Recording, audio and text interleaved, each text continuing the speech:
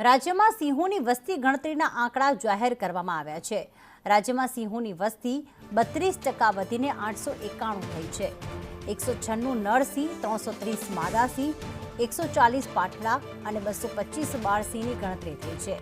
મુખ્યમંત્રીએ જાહેર કર્યા વસ્તી ગણતરીના આંકડા, ત્યારે અમરેલીમાં સૌથી વધુ 339 સિંહોની ગણતરી થઈ।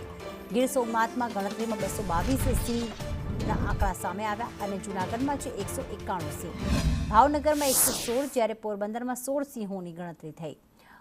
રાજકોટમાં પણ 6 સિંહ જોવા મળ્યા। 1963માં પ્રથમવાર સિંહની વસ્તી ગણતરી થઈ હતી। પીએમએ પ્રોજેક્ટ લાયનની જાહેરાત કરી હતી। સિંહ સંવર્ધનમાં સફળ પ્રયાસો થયા છે। સાતત્યપૂર્ણ પ્રયાસોથી જ સિંહોની વસ્તી સતત વધી રહી છે। 2020માં 674 સિંહ હતા અને આજે 891 સિંહ છે।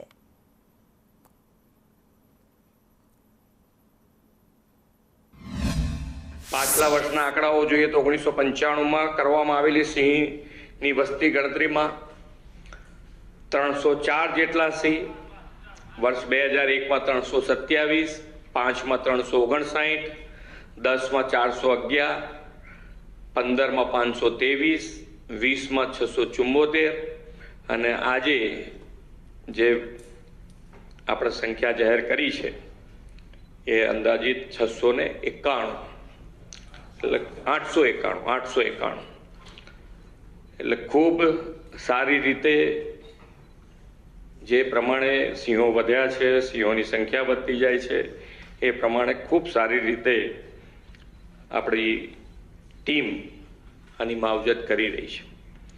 ગુજરાતમાં સિંહની વસ્તી ગણતરી તો દાયકાઓથી થતી આવી છે।